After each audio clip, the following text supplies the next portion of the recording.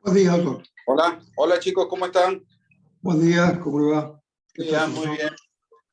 Yo estoy en la facultad, no vino nadie. No iba nadie hoy, no iba nadie. Estoy acá.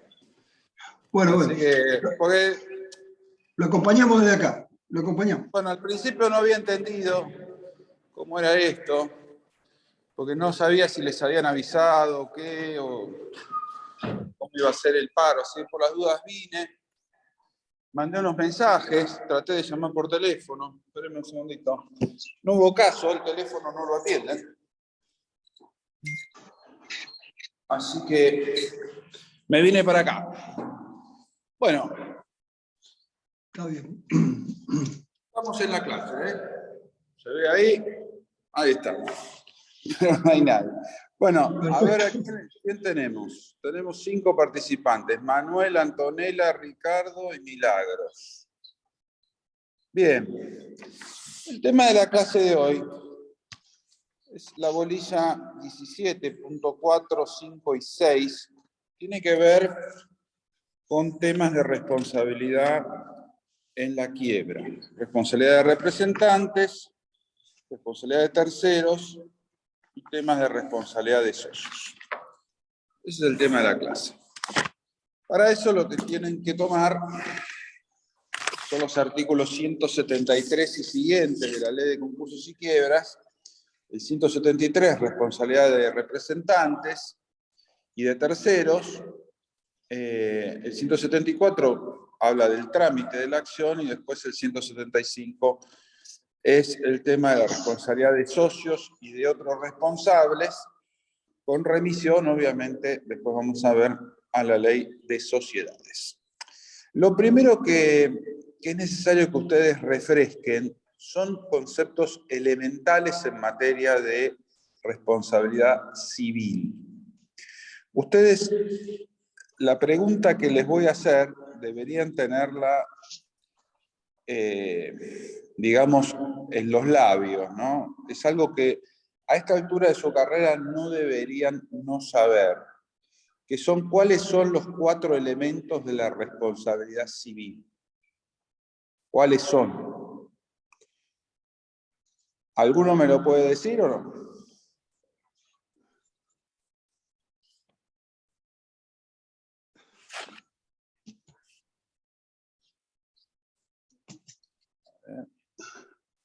¿Ninguno? ¿A ninguno se le ocurren cuáles son los 4 elementos de responsabilidad civil?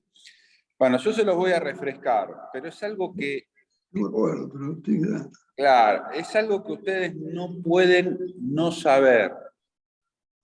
Es decir, frente a cualquier hipótesis de responsabilidad, lo que deben acreditarse son estos 4 elementos. El primero, muy clásico, un poco en retroceso hoy en día, es la antijuridicidad. Es decir, para reprochar a alguien responsabilidad, ustedes deberían recordar también que responder es dar cuenta del daño que se ha causado, ¿no?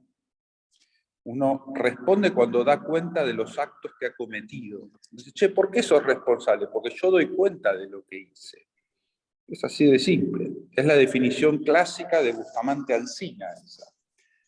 Bueno, el primer elemento dijimos la antijuridicidad.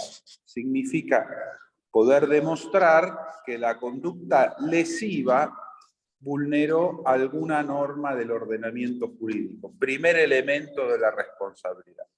Hoy en día, ese elemento en el Código Civil y Comercial está un poquito, digamos, difuso, porque el Código Civil y Comercial sostiene como elemento preponderante de la responsabilidad civil al daño, que es el segundo elemento de la responsabilidad. Y el Código Civil y Comercial dice, en la medida de que vos ocasionaste un daño, obviamente vulneraste alguna norma del ordenamiento jurídico, porque si no, no habría daño, ¿no? Así que el primer elemento es la antijuridicidad. El segundo es el daño. decir, cualquier lesión a un interés no reprobado por el ordenamiento jurídico es un daño en el Código Civil y Comercial. Así que ahí tenés dos elementos de la responsabilidad civil: la antijuridicidad y el daño. ¿Bien? Cuando hablamos de elementos, hablamos de cuestiones que en una demanda se deben acreditar. Si vos querés reprochar responsabilidad a alguien, tendrías que demostrar que vulneró alguna norma, tendrías que demostrar que generó algún daño, que provocó algún daño. El tercer elemento de la responsabilidad civil es la relación de causalidad. Así que ya tenemos tres: la antijuridicidad, el daño y la relación de causalidad. Esto de la relación de causalidad es una cosa muy elemental, que ustedes no deben ignorar, pero a su vez es uno de los elementos más complejos. Esto es, ¿qué fue lo que provocó el daño en el mundo real? ¿Cuál fue la conducta que fue causa de ese efecto dañoso? El tema de la relación de causalidad es un tema complejísimo, porque en la relación causal no solamente se involucra el derecho en el antecedente del daño, que es la conducta, y en el consecuente, que son las consecuencias que provocó el daño, sino que en la relación causal, además del derecho, confluyen otras disciplinas. Es decir, para demostrar que cierta conducta generó cierto daño, a veces hay que recurrir a otras disciplinas. Acá llegó. Adelante, vení. Estoy transmitiendo por Zoom. Bien, acá está tu compañero. Pues yo vine porque dije, ¿querés? Quédate nomás. Es más fácil. Bueno, acá llegó un compañero de ustedes. Vamos, los saludamos todos. Ahí está. Hola. Bien. Día. Bueno, entonces, ¿tu nombre era? Sebastián. Estaba explicando la bolilla 17.4, 5 y 6, que tiene que ver con responsabilidad de representantes, responsabilidad de terceros, responsabilidad de socios en la quiebra.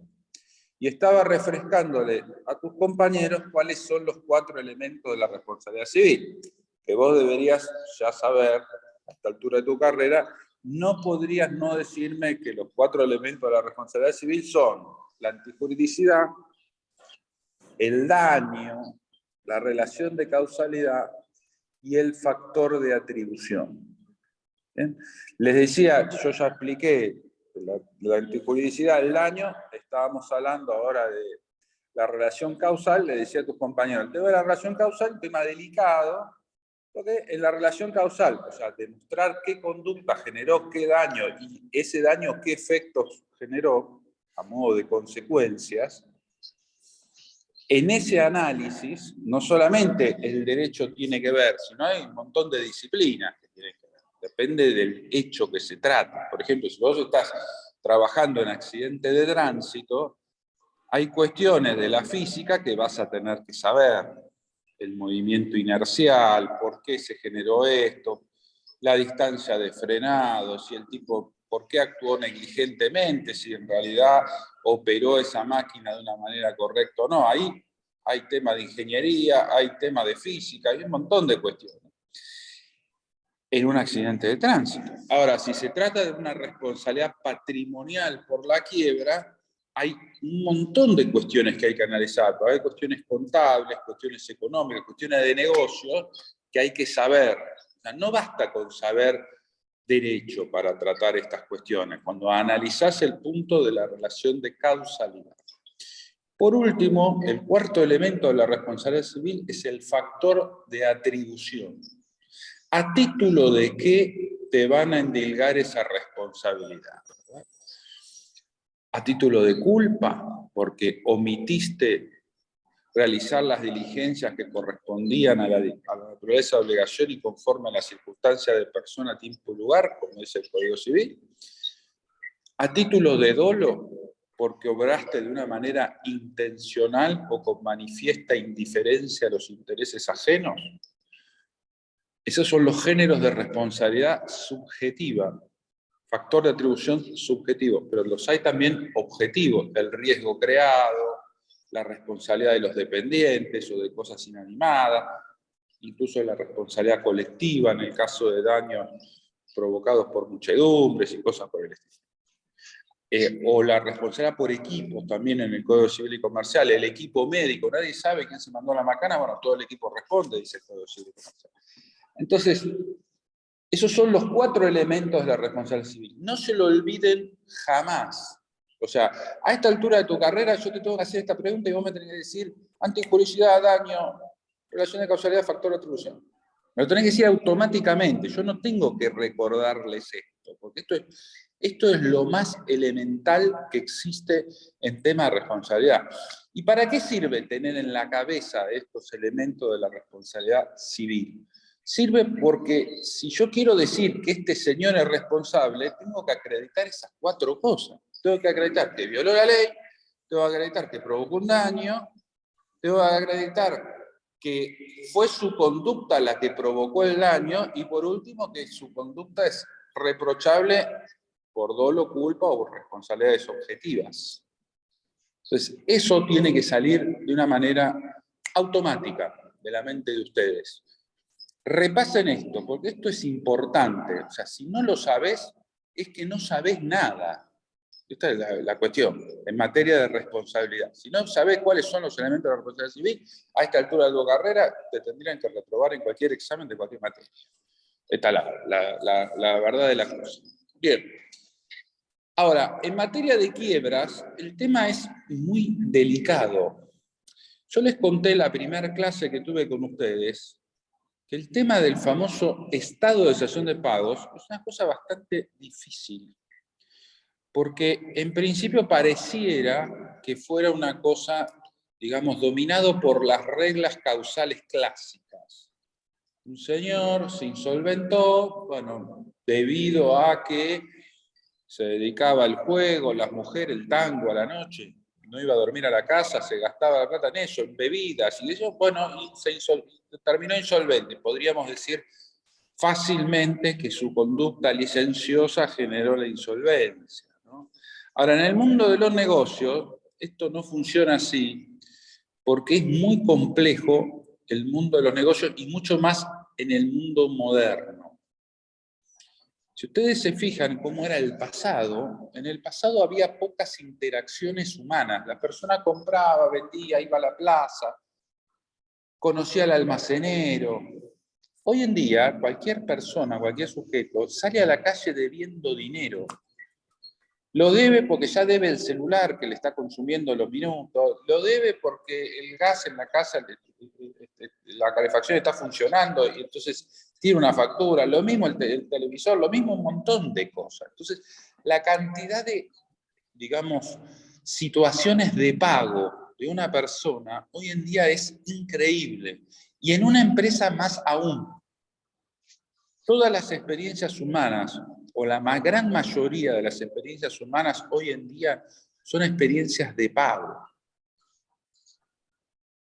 En el pasado esto no era así. Por supuesto que ustedes me dirán, bueno, doctor, la amistad, el amor, el cariño de los hijos, no son experiencias de pago.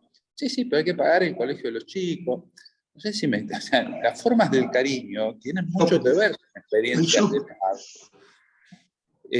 Y así te puedo narrar, o sea, todo un costado económico de la vida que a medida que uno los va mirando, los va naturalizando, te das cuenta que son todas experiencias de pago. Cuando salís a la calle, ya debes plata, ya tenés problemas que hay que solucionar financieramente. Entonces, como el mundo económico es tan complejo hoy en día, porque todas las experiencias terminan siendo de alguna manera de pago, una gran mayoría, resulta que poder decir que alguien causó la quiebra de una persona jurídica, de un sujeto, es algo que no es tan fácil de demostrar. No es tan fácil de aislar todas las causas de la insolvencia para decir fue esta. Piensen ustedes en un comerciante hoy en día, en la Argentina. El comerciante hoy en día en la Argentina vive con una inflación cercana al 100%. Cualquier error que tiene en marcar las ventas, etcétera, ya le genera un problema. Después está sujeto a una presión fiscal enorme. Después está sujeto a vaivenes, como por ejemplo el paro de colectivos. No fueron a trabajar sus empleados. Si no fueron a trabajar sus empleados, obviamente es un día menos de producción. Y es un día de salario que el señor tiene que pagar por nada. Y así. Entonces, es muy complejo poder aislar todas las causas para decir que una persona provocó la insolvencia de otra. Porque como les dije a ustedes, el tema de la estación de pagos es un fenómeno moderno que es más o menos multicausal. Es decir, hay muchas causas que influyen en que una empresa termine en estado de insolvencia. Y esas causas, la mayoría de las veces, no son tan explícitas como parece. Yo se los expliqué en la primera clase, es decir, un aumento de salario, por ejemplo, ahora Camioneros tiene una paritaria, el gremio pide un 135% de aumento. La Cámara Empresaria ofreció la mitad, ¿no? Bueno, imaginemos que se llega a un acuerdo cercano al 100% y las empresas firman y pagan los salarios. Pero si pagan ese aumento, quizá dejen de pagar algunas otras cosas, como por ejemplo los impuestos, o dejen de pagarle a los proveedores, o pase algo. Entonces, vos no podés decir que la insolvencia se generó por un aumento de salarios, porque va a estar pago el aumento de salarios. Es decir, esa causa que generó una debacle en el futuro económica no va a parecer tan explícita. Lo que va a parecer explícito son los cheques rechazados, los embargos por temas fiscales. Va a parecer que fueron los administradores los que tomaron esa decisión de no pagar. Pero lo cierto es que los administradores en ese momento lo que hicieron fue pagar los salarios y decir que sea el aumento de sueldo, porque de otra manera la empresa no iba a trabajar y no iba a poder seguir funcionando. Entonces, lo que no parece como una causa inmediata lo es en términos posteriores. Así que el tema del estado de excepción de pago es un tema muy delicado en la insolvencia moderna. Muy difícil aislar una causa y decir, esto fue lo que generó la insolvencia. Si uno se pone a indagar el tema profundamente, no es tan fácil decir qué fue. Generalmente hay una multitud de causas, en donde muchas veces tiene que ver la responsabilidad de los administradores, de los representantes, el haber hecho malos negocios, el no haber obrado con la lealtad y la diligencia que exige la ley de sociedades. Muchas veces puede tener que ver eso, pero hay otra enorme cantidad de factores externos que pueden haber influido en la conducta de los administradores, que no es tan fácil ponerse en su lugar y decir, sí, fue esto lo que generó la debacle de esta empresa. No es tan fácil. Bien. Como esto es así en los últimos años, nuestra ley de sociedad, nuestra ley de concurso quiera 24522, en el artículo 173, contiene dos párrafos. El primero, responsabilidad de representantes, y dentro de representantes se engloba a los administradores, gestores de negocios, es decir, cualquiera que tenga poder de disposición del patrimonio ajeno, ¿verdad? En el primer párrafo se trata de esos señores. La responsabilidad típica por la insolvencia, por haber agravado la situación patrimonial del deudor, haber producido la insolvencia o haber facilitado el tema de la insolvencia de alguna manera, lo cual cubre todas las variantes de participación posible, porque una es ser el partícipe del acto, la segunda es haber sido cómplice, cuando se dice facilitó la insolvencia, bueno, fue una persona que actuó en complicidad con otras para producir ese estado. O fue quien agravó la situación patrimonial de la empresa fallida, cualquiera de esas conductas, que es producir, facilitar, agravar, ¿bien?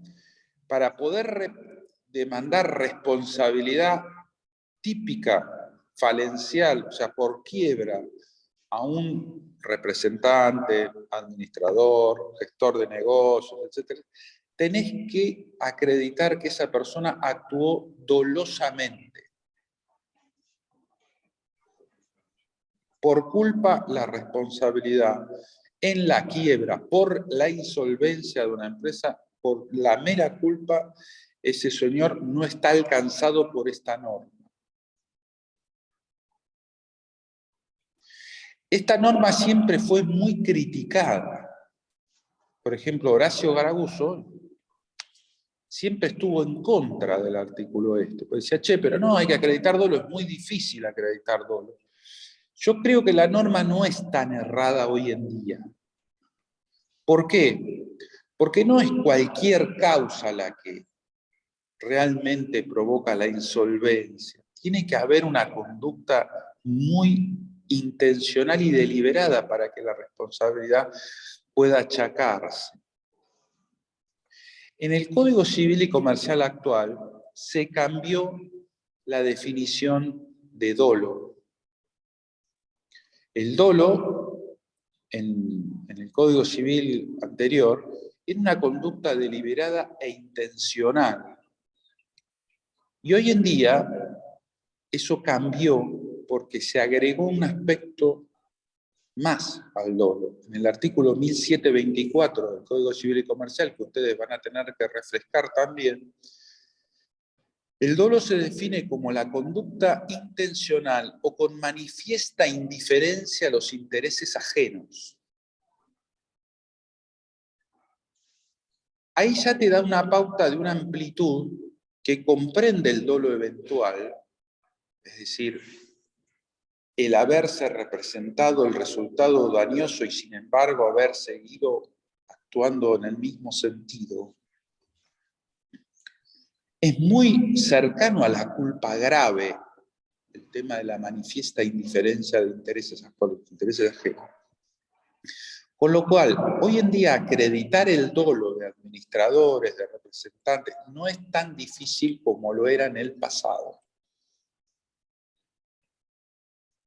Les voy a contar un poquito por qué esto es así y cómo la jurisprudencia fue variando. Ya desde el año 2010, 2012, las cámaras nacionales de comercio de la Ciudad de Buenos Aires empezaron a resolver, incluso con anterioridad a la sanción del Código Civil, casos de responsabilidad por quiebra en donde los administradores no habían custodiado adecuadamente el activo, habían perdido entre comillas, ¿no? Habían hecho desaparecer los libros de las empresas, me refiero al libro diario, inventario, balances, no aparecía. O habían dejado abandonada, a veces las sociedades se dejan morir, no se llama asamblea, no se hace nada. Bueno, entonces, de un tiempo a esta parte, las cámaras nacionales de comercio, incluso antes de la sanción del Código Civil, empezaron a resolver de una manera bastante más severa que en el pasado este tipo de casos, reprochando responsabilidad por la quiebra a los administradores, es decir, a los directores, a los gerentes, etc. ¿Por qué? Porque decían, bueno, mira, si vos tenías un activo y cuando hacemos el inventario en la quiebra no está, el responsable sos vos y no das ninguna explicación y los libros no desaparecieron. Es decir, tu responsabilidad o tu deber de conducta era el de obrar con lealtad y diligencia. Y si vos no custodiaste esto y no das ninguna explicación, por lo menos obraste de una forma que, aunque es difícil decir que haya generado la insolvencia, de alguna manera lo facilitaste, porque no tenías control de la situación. Y como no da ninguna explicación, bueno, vamos a presumir que tu conducta fue intencional. Esto lo decía en la Cámara Nacional de Comercio, antes de la sanción del Código Civil Comercial, haciendo una interpretación del dolo bastante extensiva. Pero del 2015 para acá, cuando se agregó en el artículo 1724, manifiesta indiferencia por los intereses ajenos, Ya es mucho más fácil decir que alguien obró dolosamente cuando no aparecen los libros, cuando los activos no están, los que debían estar. Entonces, de esa manera es mucho más aplicable, es aplicable y mucho más clara la conducta de los administradores que generan la responsabilidad del artículo de la responsabilidad del artículo 173. Es mucho más fácil hoy en día. Ustedes habrán visto, seguramente ya tuvieron alguna clase, temas de extensión de quiebra en los artículos 165, 1, 2 y 3. Son 3 supuestos. No es tan fácil demostrar que una persona actuó bajo la apariencia de otra. No es tan fácil acreditar el desvío de control, ni es tan fácil acreditar la confusión patrimonial inescindible que impida diferenciar activos y pasivos de entre dos personas. No es tan fácil esos supuestos de extensión de quiebra. Ahora, en la actualidad, la hipótesis del artículo 173 es mucho más próxima cuando los administradores se comportaron de una manera, digamos, dispendiosa, ¿no? Cuando desaparecen las cosas, desaparecen los libros, las cosas no están, bueno, ya la norma del artículo 1724, obrar con manifiesta indiferencia por los intereses ajenos, esa conducta es dolosa, no es tan difícil ligar ese resultado a la conducta. Entonces, lo que antes parecía, en la norma del artículo 173, difícil de acreditar, hoy no lo es tanto. No lo es tanto. Es decir, se perdieron los libros, no aparecen los libros, los activos no están, el inventario no está. Bueno, no es tan difícil para un juez decir esta persona obró con manifiesta indiferencia por los intereses ajenos, no están estas cosas, no tenían registrados los trabajadores, bueno, es responsable por la quiebra. No es tan difícil de demostrar eso. Así que hay como una especie de renacer de la responsabilidad de la falencia que exige a los administradores obrar de una manera mucho más diligente que en el pasado, o mucho más cuidadosa, digamos. Hoy no es difícil.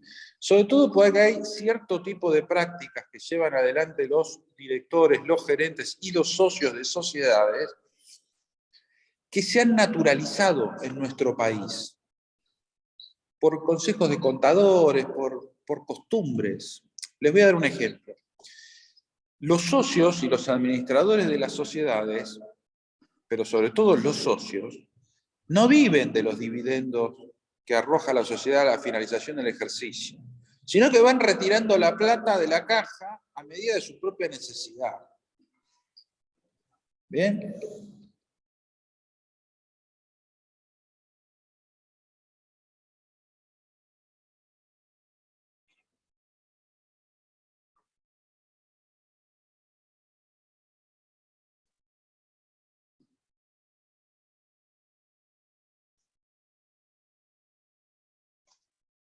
¿Qué pasó? No sé, no aparece más, como que está en el Zoom ahora. No, sí, como que se cortó.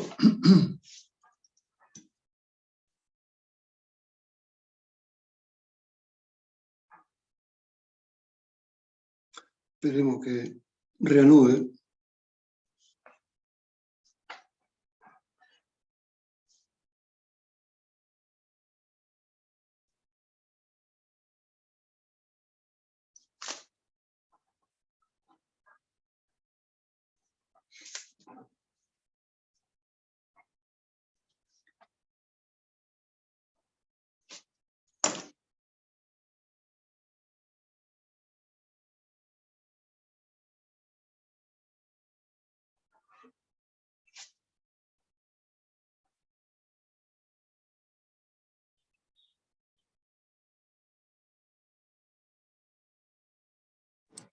Ahí está.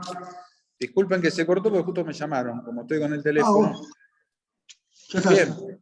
Entonces, ¿cuáles son esas prácticas habituales Como les decía a ustedes, ni los socios ni los gerentes viven de los dividendos o de los honorarios de la financiación del ejercicio, sino que van retirando plata de la caja antes. Todo eso se asienta en las cuentas particulares de los socios y de los gerentes en los estados contables de la sociedad. Es decir, manotean la caja, dejan un recibo, un vale, digamos, y después se asienta como que esta gente es deudora. Esa práctica, si luego no se compensa la finalización del ejercicio con los dividendos y con los honorarios, es una práctica contraria a la ley. No es tan difícil demostrar que estas personas vaciaron la empresa cuando aparecen con una cuenta generosa de retiros de socios. No es tan difícil. Entonces, eso, que la mayoría de las veces, además, piensen ustedes que en un escenario como el que tenemos hoy en día, que es inflacionario, vos retiraste la plata en enero, si la devolvés en diciembre, no es la misma plata, sin intereses, no es la misma plata. Entonces, parece claro que desfinanciaste a la sociedad. Y parece claro que lo hiciste intencionalmente porque te metiste la plata en el bolsillo para pagar tus cuentas personales. De ese tipo de prácticas, les puedo hablar de muchas otras, que son habituales en los usos y costumbres mercantiles de nuestro país y de esta ciudad, son prácticas que caen dentro de la hipótesis del artículo 173. Si alguien se pone a demostrar que la persona retiró los fondos, está en el estado contable y lo hizo intencionalmente porque, digamos, sabía que la empresa estaba casi en el borde de la quiebra, en estado de acción de pago, y aún así retiraba la plata de la caja. Entonces, no es tan difícil ligar una conducta con su resultado. Lo cual, reitero, es un tema delicado para quien, por ejemplo, presenta una sociedad en concurso preventivo. Tuvimos con ustedes las clases acerca de la demanda en concurso preventivo. Hay que explicitar cuáles fueron las causas que desembocaron en el estado de excepción de pago de la sociedad, de la empresa.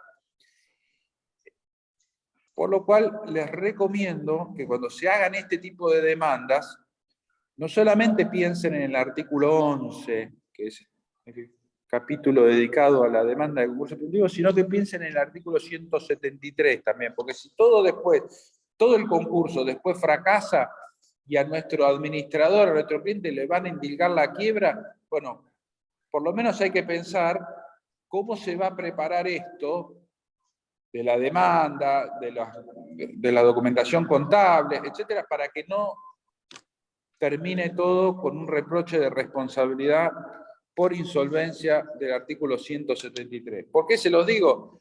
Porque si en los estados contables aparece que este señor retiró fondo y no devolvió, y bueno, cualquiera va a ligar esta conducta con el resultado de la insolvencia y pueden caer ustedes en la hipótesis del artículo 173. No es tan difícil. Entonces, hoy en día los administradores, los representantes de las empresas, los directores de las sociedades anónimas, los gerentes, tienen otro tipo deben tener otro tipo de cuidados a la hora de justificar sus actos. Piensen ustedes que la responsabilidad por la insolvencia es la responsabilidad por todo el pasivo. Es mucho. O sea, la extensión, si vos fueras el responsable de la insolvencia, es la responsabilidad por todo el pasivo. Lo mismo pasa con la extensión de quiebra. En el fondo, la acción de extensión de quiebra es una acción de responsabilidad por el pasivo. Es decir, si yo pago todo el pasivo de la empresa matriz, no hay extensión de quiebra, porque no hay más quiebra. No se puede extender lo que no hay. Bien. Así que el tema del artículo 173, primer párrafo, es un tema delicado hoy en día. ¿Por qué? Por la incidencia que tiene la reforma del Código Civil y Comercial en el artículo 1724. Porque el dolo es hoy el obrar con manifiesta indiferencia por los intereses ajenos. Con lo cual, todos los deberes de custodia del activo, todos los deberes de cuidado que tienen que tener los administradores de patrimonios ajenos, tienen que extremarse para no caer en la hipótesis de esta norma. Bien. El segundo párrafo del artículo 173 está vinculado a la responsabilidad de terceros. ¿Bien? La responsabilidad de terceros, ¿quiénes serían los terceros? Los proveedores, los acreedores. Y acá aparecen dos frases que ustedes no se van a olvidar ya, que es el tema de que, no sé si ustedes recuerdan, en la impugnación del acuerdo preventivo o en la nulidad del acuerdo, cuáles son las conductas típicas, ¿verdad? Y recordarán que la exageración del activo, la exageración del pasivo o la ocultación del activo son dos conductas típicas que pueden llevar a la impugnación o a la nulidad de un acuerdo. Bueno, en materia de responsabilidad de terceros sucede lo mismo. Es decir, ese señor que aparece como un acreedor, pero que no lo es, en complicidad con el concursado, etcétera, bueno, ese señor puede ser reprochado de responsabilidad en el caso de la insolvencia. Del mismo modo, aquel que, por ejemplo, termina siendo testaferro del fallido, cuando se descubre que en realidad hubo una maniobra de insolventación y hay alguien que detenta bienes que no son de él. Bueno, estos son hipótesis de responsabilidad de terceros. Fíjense lo que dice la norma. Quienes de cualquier forma participen dolosamente, dicen, actos tendientes a la eliminación del activo o exageración del pasivo, antes o después de la declaración de quiebra deberán reintegrar los bienes que aún tengan en su poder e indemnizar los daños causados, no pudieron tampoco reclamar ningún derecho en el concurso. Es decir, tienen por sanción adicional, ya no son más acreedores, ya los bienes que tenían bajo su nombre, por ejemplo, si tuvieron que pagar algo por ellos, los deben devolver y no pueden tener derecho a reembolso de ningún tipo. Así que el artículo 173, como les decía a ustedes, en el pasado era poco aplicable, porque el tema de que las conductas de representantes o de terceros fueran dolosas era algo difícil de acreditar. Pero hoy en día el Código Civil y Comercial aligera un poco el requisito del dolo y con la manifiesta indiferencia por intereses ajenos ya caes en la hipótesis del factor de atribución dolo y en consecuencia si hay daño, antijuridicidad, factor de atribución, que en este caso sería el dolo, y existe un género de relación causal en donde tu conducta puede haber influido en el resultado, resulta que sos responsable por la quiebra de alguien. Así que es muy delicado hoy en día esta norma del artículo 173. Hay que leerla con mucho cuidado y relacionarla con los cambios que han habido en el Código Civil y Comercial en materia de responsabilidad civil. ¿Cómo es un juicio de este tipo? Bueno, uno de los déficits que tiene esta ley de concursos y quiebras es que para las acciones de ineficacia, ustedes recordarán, si ya tuvieron clases sobre el tema, establece un requisito de autorización previa, es decir, una mayoría del capital quirografario debe darle autorización al síndico para promover acciones de ineficacia. Esto se hizo para que los síndicos no ejercieran su función en detrimento de los acreedores. Les cuento un poquito qué pasaba. Con la ley 19.551, los síndicos en las quiebras hacían unos juicios, muchas veces después no se llegaba a acreditar nada, extensiones de quiebra, acciones de ineficacia, acciones de responsabilidad, los perdían a los procesos y después las costas que debían pagarse por esos juicios perdidos terminaban consumiendo el único o el poco activo que había en una quiebra, se iba en manos de abogados que habían ganado esos juicios. Entonces, por eso se pretendió la ley 24.522 establecer un poco de responsabilidad de parte de la sindicatura y que los acreedores tengan que prestar su conformidad. Es un requisito bastante sonso porque, digamos, si después el juicio se pierde, no es que los acreedores son responsables, no es que el síndico es más responsable, ni nada por el estilo. La verdad es que esto de la autorización previa es una cosa que hoy en día no tiene mucho sentido y la jurisprudencia empezó a aligerar un poquito el régimen, estableciendo que si los acreedores, digamos, citados no comparecen, su silencio implica conformidad, ¿no? Con lo cual es una autorización que la mayoría de las veces se logra.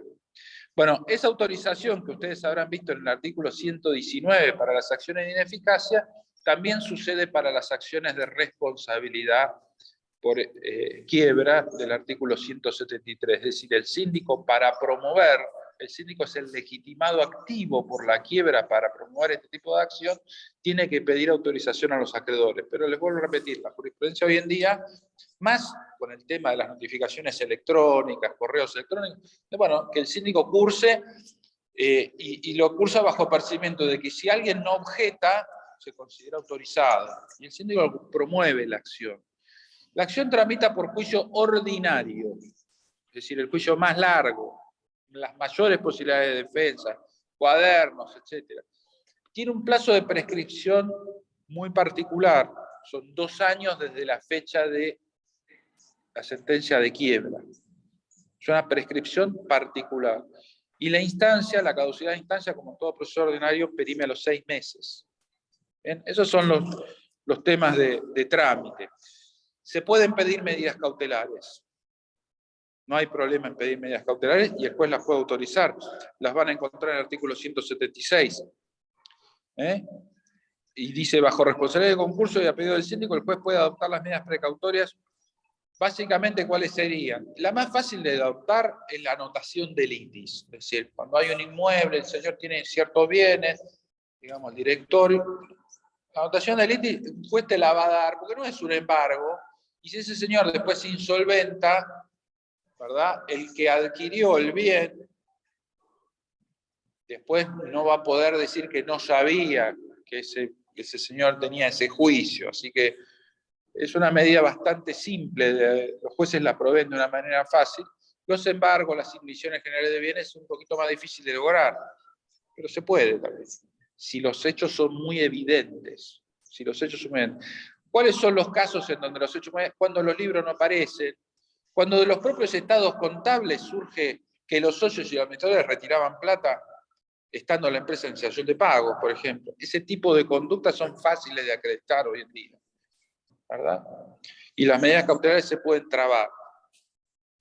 Así que tiene esta característica la acción de responsabilidad de administradores y de contra terceros. Son juicios ordinarios, tienen un plazo de prescripción particular. Esos 2 años parecen un plazo largo, pero lo cierto es que piensen ustedes que apenas se decreta la quiebra, empiezan a haber una serie de actos, que el periodo de verificación de crédito, una serie de cuestiones. Esos 2 años se consumen de una manera muy rápida. Es decir, el síndico tiene que ser muy diligente para iniciar este tipo de acciones. Tiene que ser muy diligente. Porque hacer un juicio de este tipo no es tan fácil, hay que demostrarlo. Actualmente sí.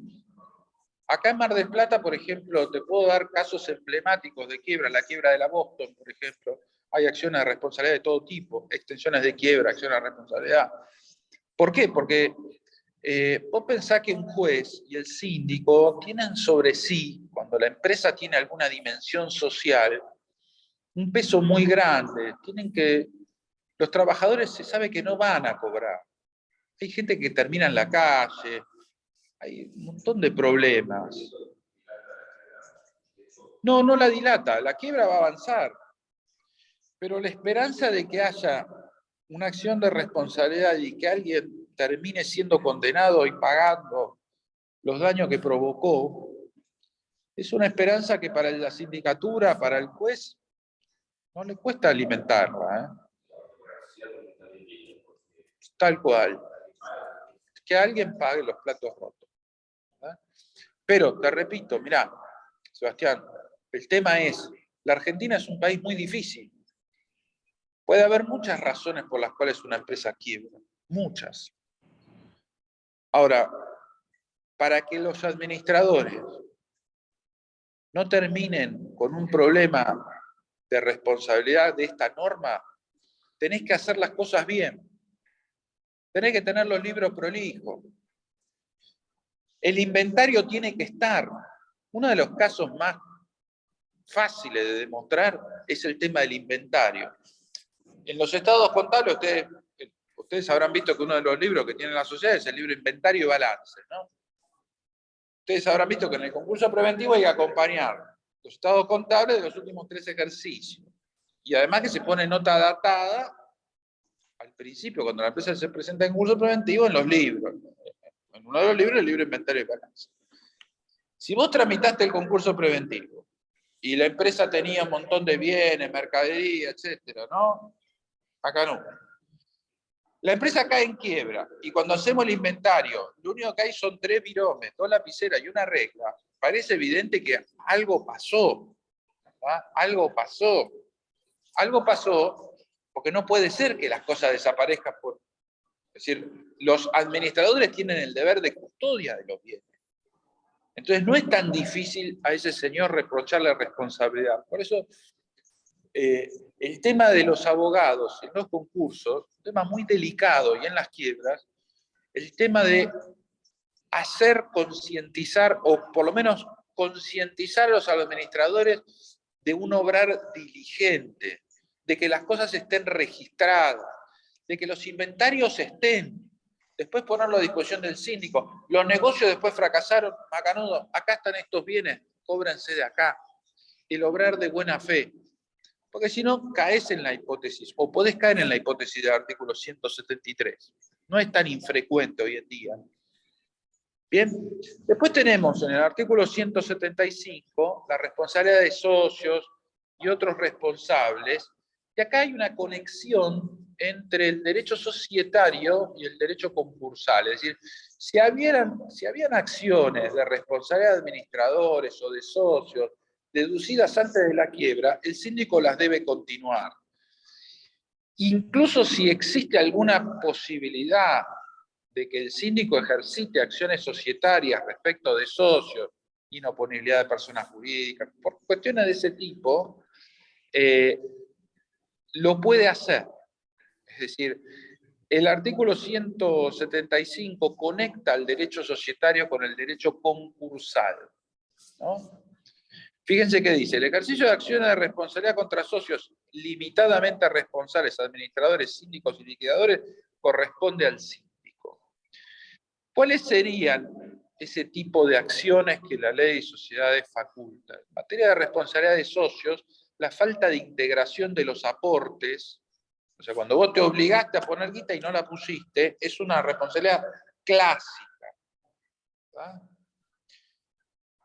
Después, si realmente manoteaste plata de la caja y no la devolviste, es otro tipo de responsabilidad. A veces no alcanza para decir que esa conducta generó la insolvencia. Ahora, como responsabilidad desde el punto de vista societario, es clásica, no es un problema.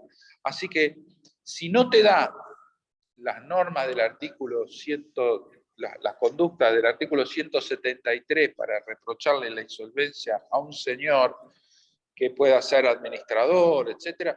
Bueno, tenés la acción social, acción societaria del artículo 175 y el síndico la puede promover con los mismos requisitos, ¿no? Los mismos requisitos. Es decir, un juicio ordinario, un juicio... claro, no. Las acciones societarias tienen una prescripción diferente. En el Código de Comercio, los plazos de prescripción en temas societarios eran de 3 años, pero ahora el Código Civil y Comercial los redujo a 2. Pero no se cuentan desde la declaración de quiebra, sino se cuentan desde la conducta. Entonces, no es tan fácil iniciar esta acción. Claro, societaria. No es tan fácil. Ahora, muchas veces las empresas, caen en insolvencia en razón de que hay conflictos societarios. Es decir, cuando los socios se pelean, muchas veces los negocios se descuidan y la empresa termina en quiebra, de alguna manera. Y cuando llega a la quiebra, llega con muchos juicios y acciones de responsabilidad cruzados, ¿verdad? Derivados del conflicto. El conflicto societario es un tipo de conflicto muy particular. Ustedes habrán estudiado, cuando estudiaron Derecho de Sociedades, habrán pensado que es algo simple, ¿verdad? Se hace una acción de responsabilidad, una acción de impugnación por decisiones asamblearias, y bueno, la cosa va tramitando, ¿no? La experiencia que yo tengo no es así. Y tengo 30 años de experiencia en conflicto societario. El conflicto societario se termina en el juicio 28, 30, 40 o 50. Es decir, cuando el conflicto se disparó, ¿por qué? Porque no hay un juicio que obligue a una persona a salirse de la sociedad, a vender sus acciones, u otra que lo obligue a comprar. Y la salida del conflicto societario es que alguien salga de la sociedad. No hay otra. Cuando la convivencia es imposible. Entonces, vos tenés una impugnación de decisión asamblearia, de un ejercicio, pero al ejercicio siguiente tenés otra acción de impugnación por decisión asamblearia. Y al otro ejercicio tenés otra acción de impugnación por decisión asamblearia. Y en el medio tenés acciones de responsabilidad por ciertos actos, ¿verdad? O acciones de nulidad, acciones de exhibición de libros, porque no te muestran los libros, no te muestran los estados contables. Es decir, un conflicto societario no involucra un juicio, involucra muchos juicios, que hay que llevar de una manera estratégica para tener un buen resultado.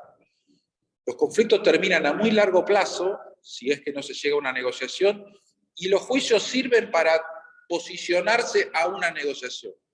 Esa es la verdad, porque no hay ningún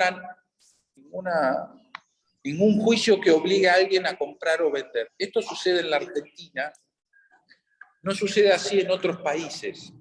Por ejemplo, en la ley de sociedades inglesa, los jueces tienen el poder, cuando hay un conflicto de esta naturaleza, de resolver la cuestión obligando a alguien a comprar o obligando a alguien a vender acciones. Sí, tienen ese poder. En la ley inglesa es así.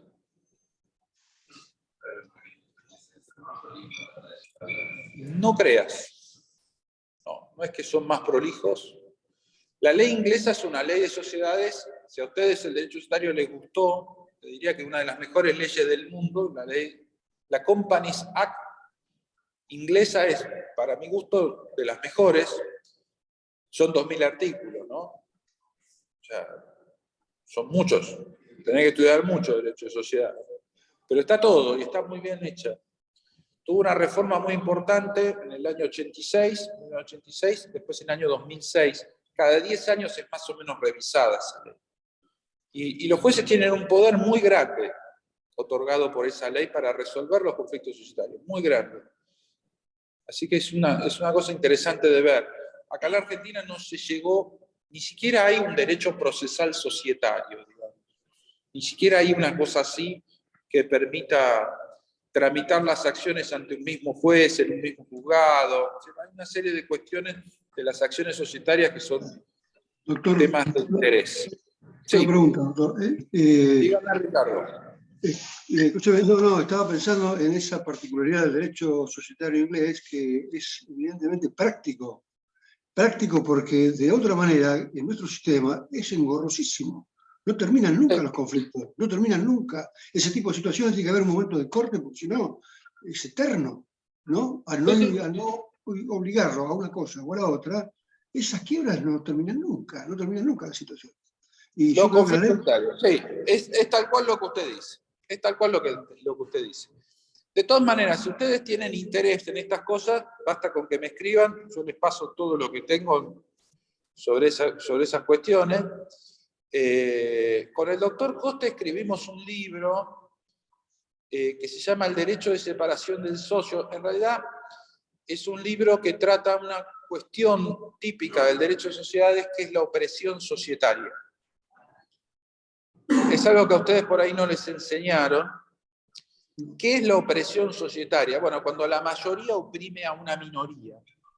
Le vota, no distribuimos dividendos, trata de ahogarlo económicamente a uno de los socios para que se vaya a la sociedad.